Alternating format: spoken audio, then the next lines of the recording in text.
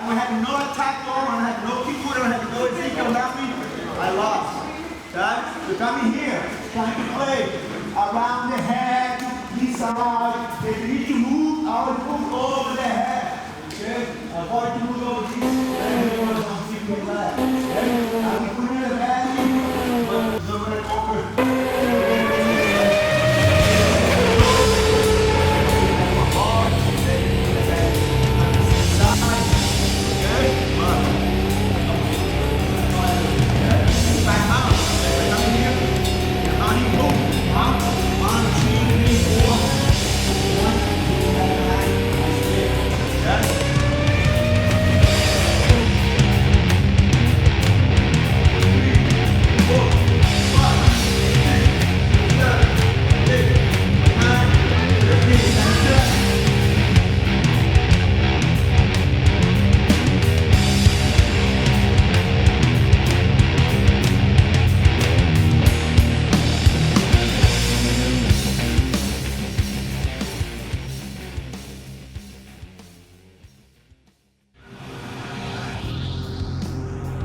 Jiu-jitsu is a fighting technique that you do on the ground, and it also means the gentle way, the way you fight. Everybody used to think that if you had a black belt, regardless of what it was in, it was kind of the kryptonite. And this is the first martial art that I've ever found that truly does possess that magic, where you know it and somebody else doesn't. It's almost like carrying a loaded weapon. To me, jiu-jitsu is the ability to be able to think outside of the box. I think through this art, we're placed in uncomfortable situations where we have to think outside of the box. We can't rely on our comfort zone to get us out of tough positions.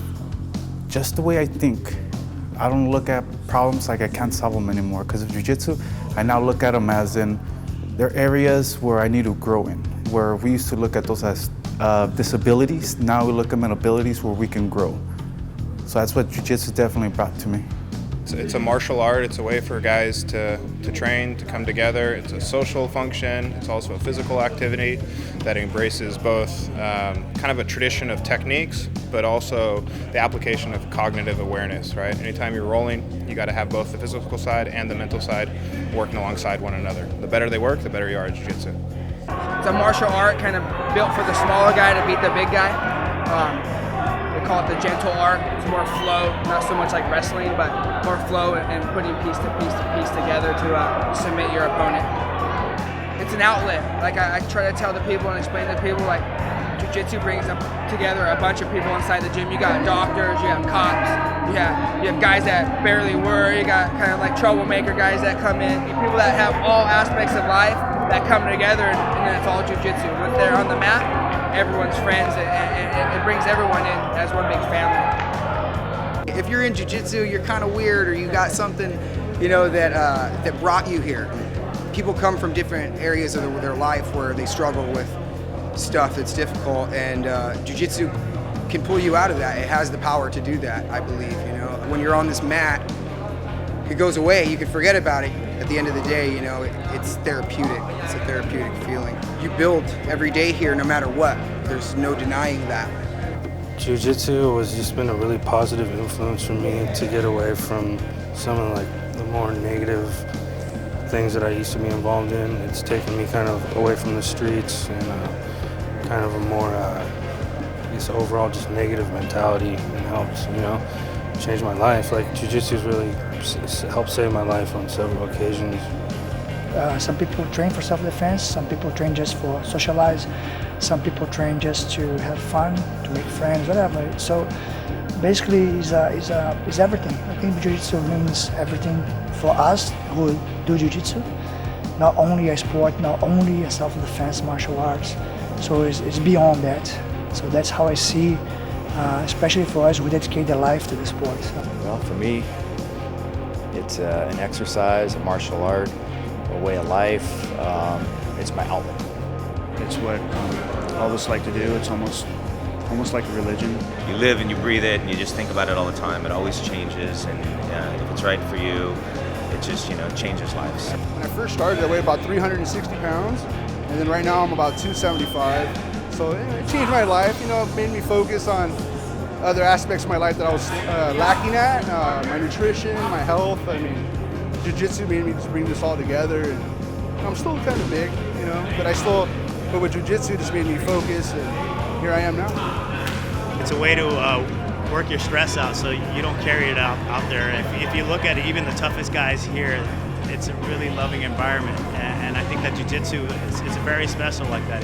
Maybe it takes away your aggressiveness here, and so when you're out there in the world, you're a really good person, you know. And I think that in general, people that do jiu-jitsu, you really see that shine through them, just the way that they carry themselves and how they're caring about other people, you know, but not weak at the same time, have very strong personalities, but just, you know, just carrying the whole aspect of the gentle way in your life.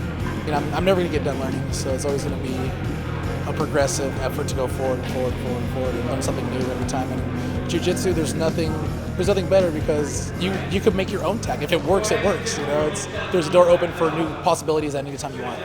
I was happy, you know, people coming for new moves, you know, and new techniques. You know, right now the beating bowler is the big name right now, and the thing I think that's never going to stop. I mean, since back in my days, people used to have De La Riva, and after coming just a half guard, and like you said, I mean, deep half guard now, and the tornado, you know, from Cyborg and stuff like that. How many positions have in Jiu-Jitsu? I don't know. It's like infinite. I mean, like it never stops. So I'm a black belt doing this 24 years, and I'm still learning. I'm still like kind of learning new positions pretty much every day if I want. So that's a thing like get people very hooked in Jiu-Jitsu, I mean, because it never ends. It's forever. What is Jiu-Jitsu? It's a sporting martial art, grappling martial art. Basically, you know, our goal is to control that leads to ultimately a submission. So you're trying to take your partner down, control, and then apply some kind of finishing lock. Usually joint locks, chokes, or arm bars. Jiu-Jitsu keeps my ego in check, keeps me in great shape. It's turned into a way of life for me. Well, I think it's one of those only things that you can do that your disposition leaving is much better and different than when you come in. People that have gotten good at jiu-jitsu are good at being persevering and, you know, getting through things. And, you know, so it's really taught me that, you know, there's going to be ups and downs, but if you stick with it, you're going to eventually get to a high level. So that's what I've noticed with everyone that's gotten to a high level jiu-jitsu. They're just good at sticking with things. Even the guys that had the natural talent, you know, if they get really good in 2 or 3 years and then they stop, they're only going to be a good blue belt. You know, they're never going to get that high level. The guys that like challenge life, they usually like jiu-jitsu because it's not easy, and people just say, no, I want to learn this. I cannot quit before I learn that. And just like I think it's a fascinating sport because it's like a chess game between the bodies. You know, like every person you play is going to be a different like styles. You know, you can play big guys, small guys. So I think that's like what make me keep doing jiu-jitsu until today. You know, it's a challenge every time I'm training or competing against someone different. It's like a different challenge. This means so many things to me, you know, but it's the way today I feed my family, the way I make my friends. But for me, the most important thing, jiu-jitsu for me, is a tool that I can make a better world. I mean, the way I can touch people's life and make people's lives better. So for me, it's a tool to try to improve the world around me and everywhere. You know?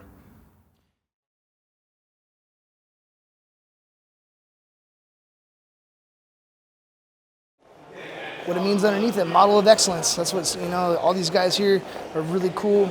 The family, that's what it means to me. It's my family. Oh, as soon as we get here, it's very comfortable. It's very family. Like it's like a family. You get here, you say hi to everyone, shake hands, you laugh, you stretch out, you exchange conversations. It's a very comfortable environment. It's like going from one house to another home, to be honest. It's just not blood members. It's a different type of bond. You know, they say you can't. It's really strange to make friends now without choking them first, and I kind of understand that saying. So it's really fun. I love this place. Definitely, like you said, second family. That's the way I do it. Second family. I trained for about 3.5 years, and then I got in some trouble. Came back. I've always been welcomed back with open arms, smiles, and like I feel lifted up when I come to Paragon. It's a tight-knit family.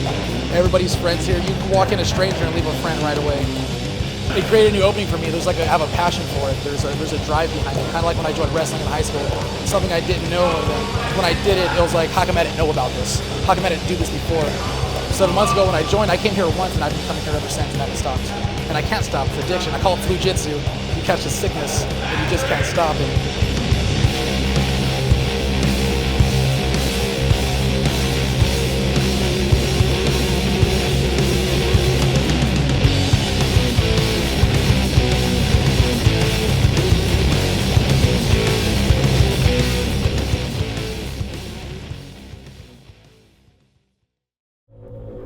people that come and visit are expecting, okay, it's going to be good jiu-jitsu, good competition. But I think they're surprised by everyone's friendliness, how open everyone is. I think it's more important, the community of the school, than anything else. You could have a good jiu-jitsu team, and if you have a bunch of assholes, then nobody wants to be there.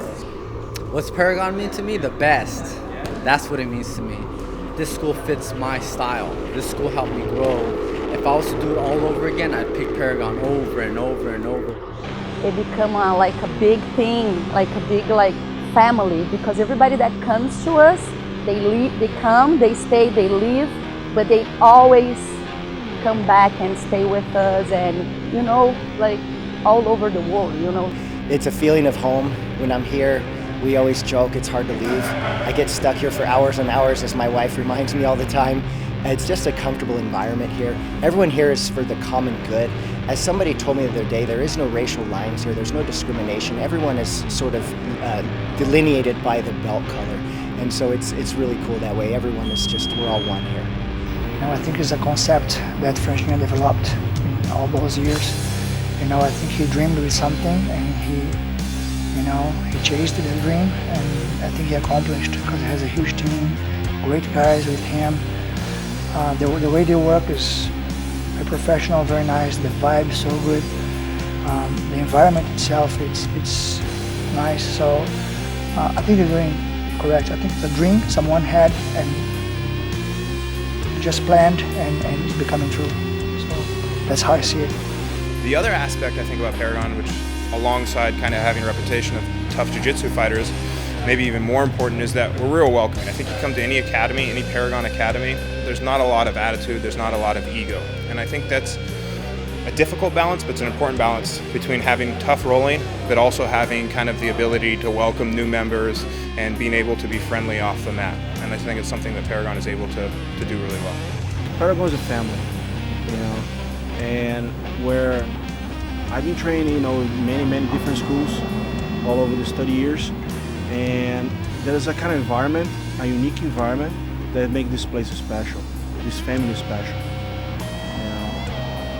From the very first time you step in and you cross the door and you step in the match, the way that you're treated, it's make you unique. It's at the same time there's such a friendly environment. People train hard. They try to take your head out every training session. But in the end, we just hug each other, shake their hands, completely wasted, but it worth. So this place is really special. If everyone take care of each other here. Paragon's great, man. When I first started it, when Franjinha came and introduced us to the Brazilian Jiu-jitsu aspect, I saw instantly off him, he was a family guy when he came to jiu-jitsu. He's passionate about it, and Paragon is a big family. And Franjinha is a really good leader, man. You see him out here coaching kids. He comes to our school and he gives us motivational talks and stuff, and little seminars and stuff like that. It's a big family, though. It does feel like a big family, and I really spend more time with the guys I'm here with today than I do my parents or any of my other family, and that's no lie. It wasn't until I came to Paragon until I understood what competition jiu-jitsu was, till I understood what real training was. It's given us a lot of great athletes, and his attitude and his approach to jiu-jitsu has made, I think it's for us in the United States, it brought us another piece of the puzzle that maybe was a little missing before he showed up, especially in this area. To have a grassroots guy come in and build a program from the start was a big deal for us here. You just know when you go and you hang out and everybody's friendly to you, it's a good place, and that's how I always feel about all Paragon people I've met, I think there's no other feeling like the mat gives you, and the camaraderie, great friendships that I've made throughout being here in Paragon, so I'm forever thankful for that. I really came to the United States was just to fight the Pan American Games in 1996. So I came to Santa Barbara, met a couple of friends there. I fought the tournament. I went back to Brazil, and I got my black belt. And my wife was kind of unhappy with São Paulo.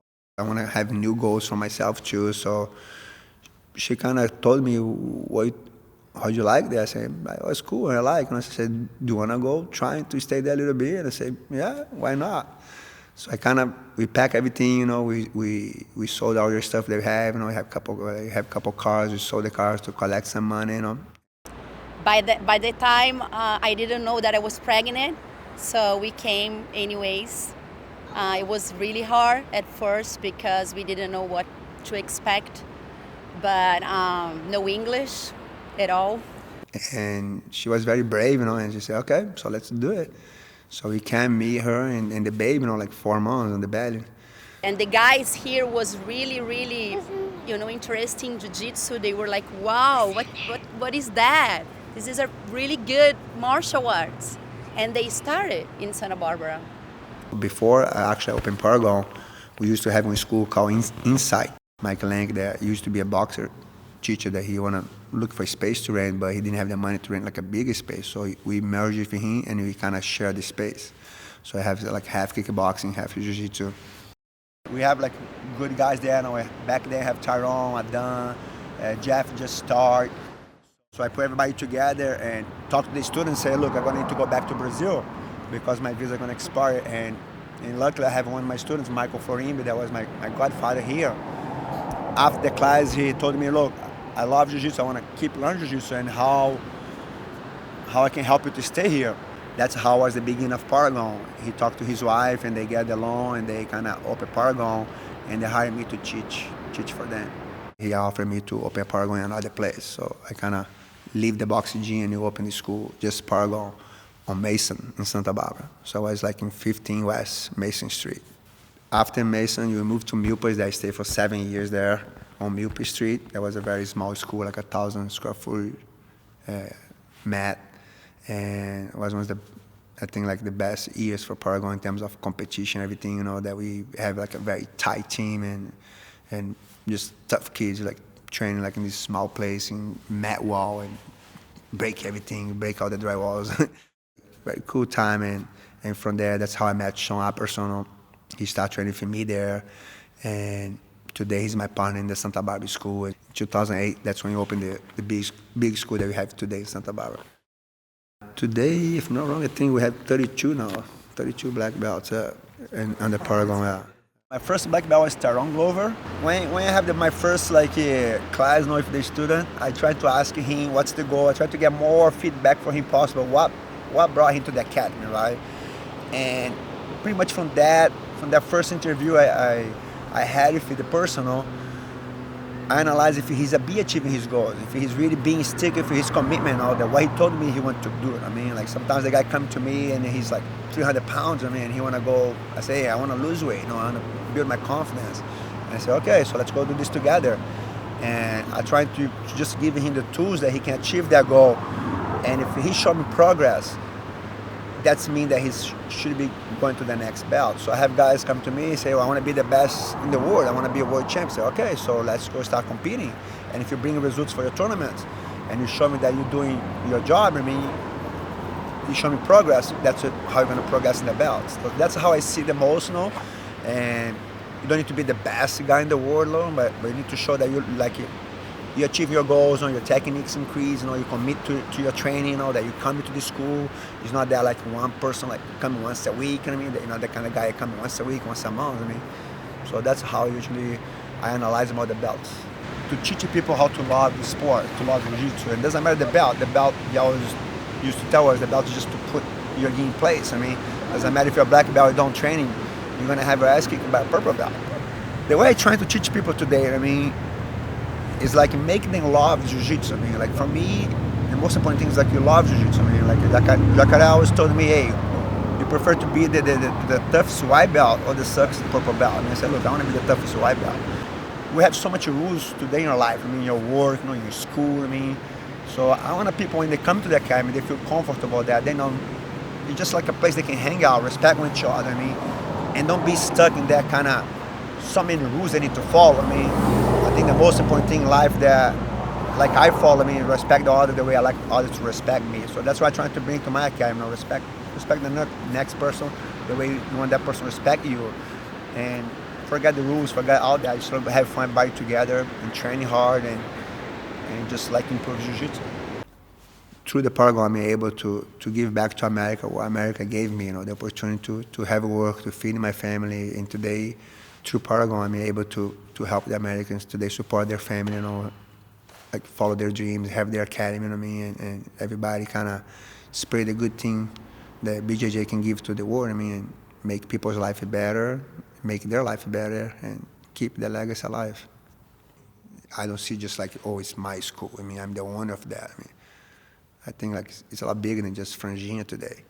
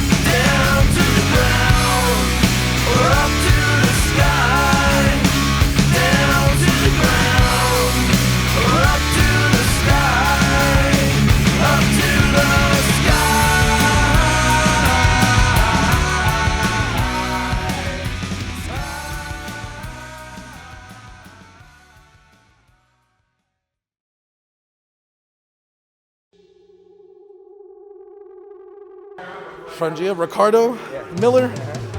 The Black Panther, man. He's the guy who started it all. He's our head honcho. He's our mestre. He's our sensei, whatever you want to call it. He's the boss. He's the jefe or whatever. He came from Brazil and he's helped a lot of people.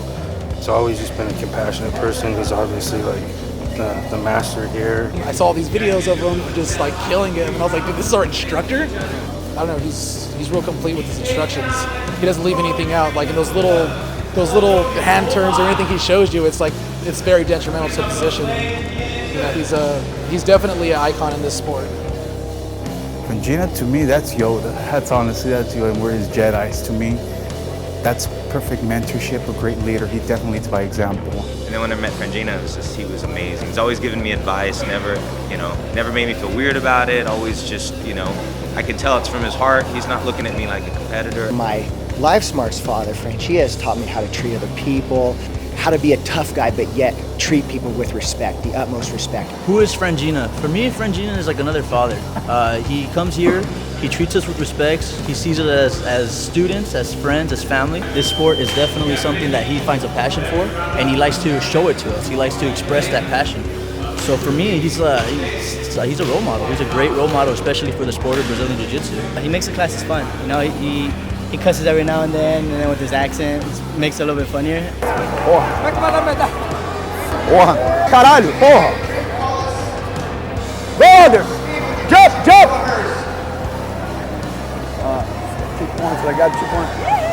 He laughs at everything, He makes it a fun environment, He doesn't come in and it's like, oh, I gotta sit up straight all the time. I gotta, look at him in the eyes. And he just makes it comfortable. He makes it fun. We come in here, we all have a good laugh. Franjinha is probably one of the most respected guys in jiu-jitsu right now, I think, because he's out there competing. He's out there winning the big tournaments. He's here coaching us. Out there! Take that.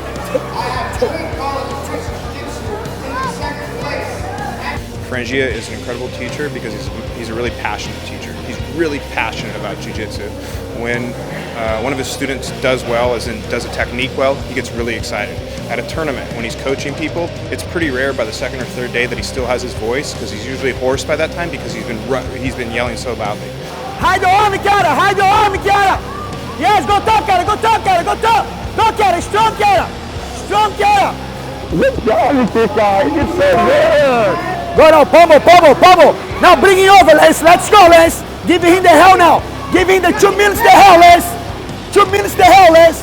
Kind of the cool thing about being in Paragon as long as I have, as it's not only a student-teacher relationship between me and Franjinha, we're also friends. So I know he's someone I can rely on, and he's someone that just is fun to hang out with. You know, he's always got a little joke he's making or a little laugh that he's making. I think that's something that he's been able to install really well in his students, is the ability to be respectful, disciplined with your training, but also having a good time when you're doing that. So I think Franjinha is all of that. He's a good teacher, he's a good friend, he's a hard worker. I would say he's a motivator. He inspires me. He's my good friend. We call each other cousins. You know, we take care of each other. You know, we share our secrets. You know, he probably like one of the kick my ass out all the time. You know, I admire him. You know, everything he does in life. You know, his business and his personal life. His family is my family. So, help me to describe. Franjinha is the dreamer. He's the guy that took the risk many years ago to move to overseas. You know, left everything behind in Brazil. You know, he got over some stones in the middle of the way, and you know, he accomplished what he aimed. I think he's a winner, not only in the sport but in life. We have respect for the guy. He came to this country really, I mean, again, I don't want to be like trite or cute about it. He came here with nothing but a dream. He had a newborn baby, a wife, and he saw opportunity in the United States, specifically in Central California, Southern California, and he ran with that, and he worked really hard. So many people that have been personally touched or helped by him. Really giving guy who just really loves the sport of jiu-jitsu. He's ultra competitive, but in a sense, he carries the jiu-jitsu way about him. He's not like imposing at the same time. I'm happy to be part of his, organization, his jiu-jitsu. He's changed my life, I've grown every day because of this, undeniably, and I have to thank Franjinha for that, and Paragon in general, because we're all a team that trains together to make each other better. Man, like when you watch Franjinha compete, he's got more heart than anybody ever see on the mat. Franjinha to me is a good friend. He's a mentor. He's a great instructor. He's someone that welcomes everybody. He doesn't look down on anybody. You come train hard. He treats you like family. Just a great human being. He's like the man, he's just a good father figure to everyone. He's a good friend, he's a brother. And I guess, probably one of the biggest compliments I could give to Franjinha is that he's the same person that I met when I first walked to the gym that he is today. And I think that's a testament to his character and just the kind of man that he is. He's a phenomenal guy. He really is. He does so much for his students. Like I said, they come in, they become part of his family. He treats them like family. He trusts people right out of the gate. He gives them the benefit of the doubt. He does a lot of stuff behind the scenes, off the radar, to help people out that nobody will ever know about. I mean, he's got just the biggest heart you can imagine. I started jiu-jitsu was like in 1989, and my first academy was Jacaré School, and I was in Ipanema, Brazil. I was doing kickboxing, and my friend Noah kind of liked martial arts, and he invited me to go to Jacaré School. He said, hey, come by, check out the martial arts I'm doing. And I said, really, what kind of martial arts is it? He said, stop by, take a look. Got hooked in the first class and never stopped anymore. When you go to school over there, everybody put a nickname in you. So I walk in the school, I have this kind of like a bow, Indian hair, like very heavy hair. My mom used to have like cutting my hair like a little bow. Used to have this scientist from the Turma of Monica. He's like a cartoon in Brazil. His name is Franjinha in the cartoon. So they pretty much put my nickname like that for the hairstyle. And also like, because I used to always like try to get the details, the technique. And that was pretty much the first month I was there. The first couple classes, they already put the nickname. Like Jacaré, my point of view, one of the best instructors I think in the world, and I don't even say just the technique, but I think just his charisma, his personality, and the way he is, like such a good person, such a very good heart person, that it just inspires everybody that has the opportunity to meet him.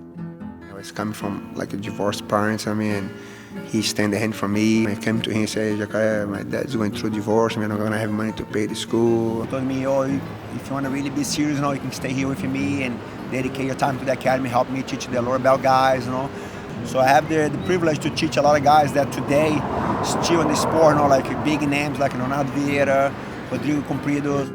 Jacaré get pretty much his higher belt guys and they make a team, like merge like together and make a team that become alliance. Back then, I have a lot of good names, you know, like Fabio Gurgel, like Roberto Trive, you know, Marcelo Mendes, Alexandre Paiva, Mauro Castelo Branco, that was very friendly for our team back then.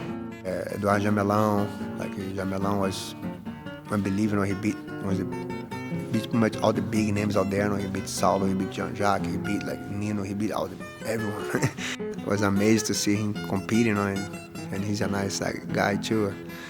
So there's a lot of big names, and not just that. I mean, like Leozinho, you know, the guys from Check and Matt today, the guys from Brazil. Everything's from Jacaré lineage. I was a brown belt, and that pretty much was the first world tournament that they did in Brazil. And I was a brown belt, and I had the chance to competing, and I won that one. I got my black belt in the end, like 1996. The deep half guard was a position that Eduardo Jamelão, that was one of my partner trainers in Jacaré back in the days. Like I was a white belt, he was a white belt with me, blue belt. So he pretty much was my teammate. When he came to fight the Rickson Grace Cup, like I think it was 1997, he came to fight Margarida in the tournament, and he came to visit me in Santa Barbara, and that was pretty much like the year actually I moved to the United States. So he showed me this game, and for me it was very helpful because I could not work my close guard anymore, because every time I locked my guard, people put pressure on my knee was coming off the place. So he showed me that technique, you know, and I kind of really loved that, and I started to use a lot. We kind of started to develop a lot of different techniques from that kind of game, and people call Paragon half guard in the United States. I think we are compared school because I like competition myself. I mean, I see life as a competition. I mean, when I come to the United States, I need to compete to stay here. I need to compete to survive here. I mean, I need to make my living here. So I think everything in life you do is going to be a competition. I mean, I don't force people to compete, you know, but I just encourage them to do it because I like myself to compete. You know, I like to challenge myself and see where I'm at and see what I can do.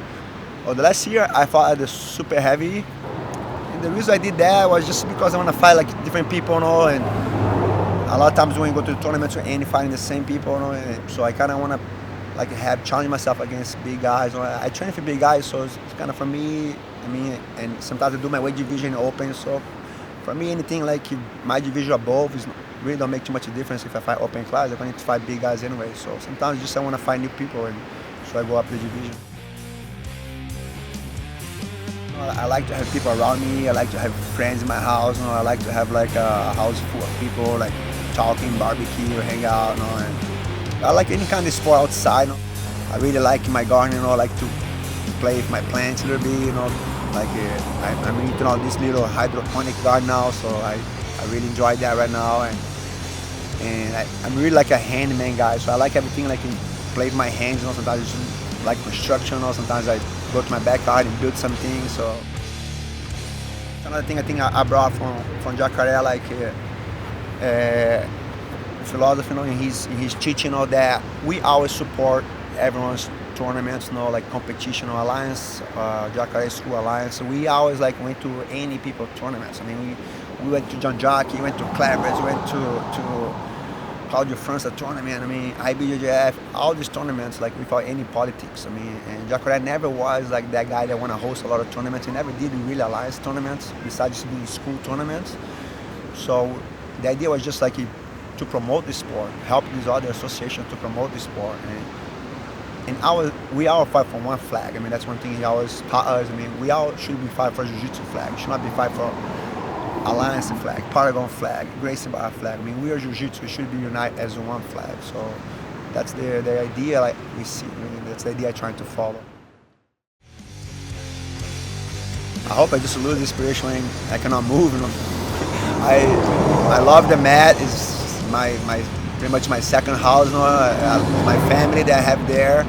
So until I can move, until I can still play, I'm gonna be fighting, I'm gonna be training. I hope to be like Ellie Grayson, like 96 and still rolling, and doing that for help the sport. I appreciate it. You're welcome, man.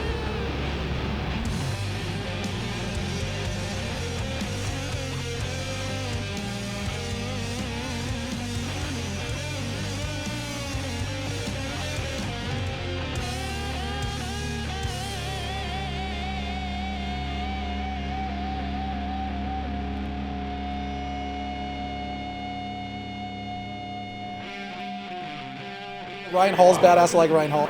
Rodolfo Vieira is probably my favorite competitor.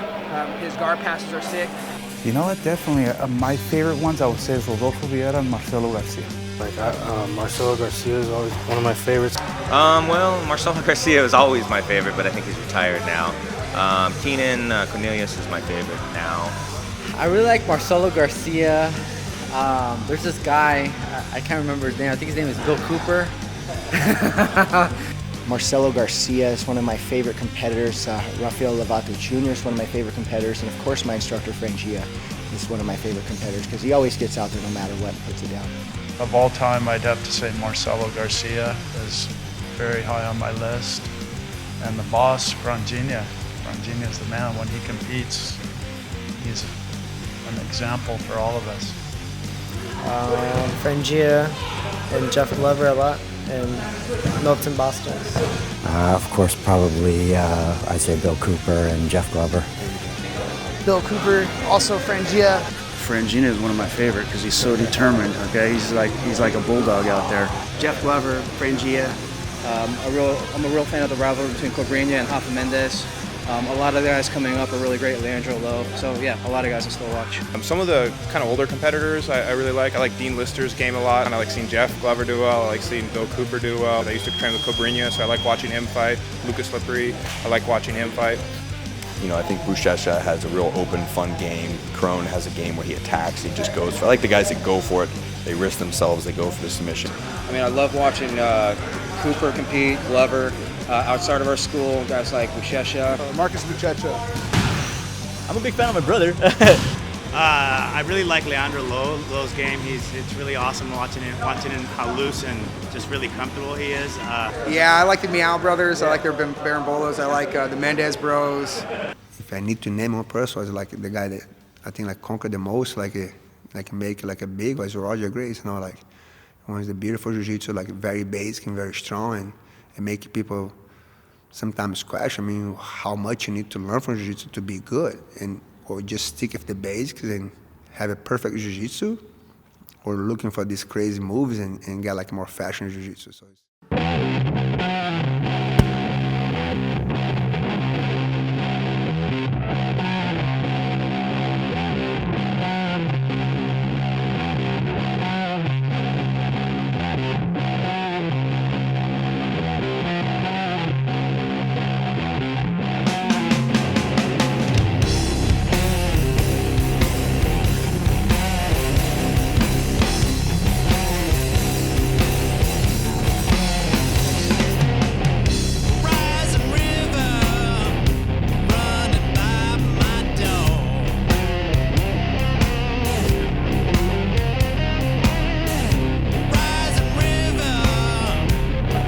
Spinning, Joshua, spinning for more. Spinning, Joshua. Chest out there, chest. Be back your knees strong. Strong your knees out there. Strong your knees. Now go, push the leg down. One hand the chest, one hand the knee out there. You're doing good. Yes. I was very hyped with me, so I never like get in the game, stay inside the house. I learned how to do my kite, you know, I learned how to like hunt, you know, like hunt for frogs and stuff like that. So I was very lucky to have that childhood to have access to that stuff there.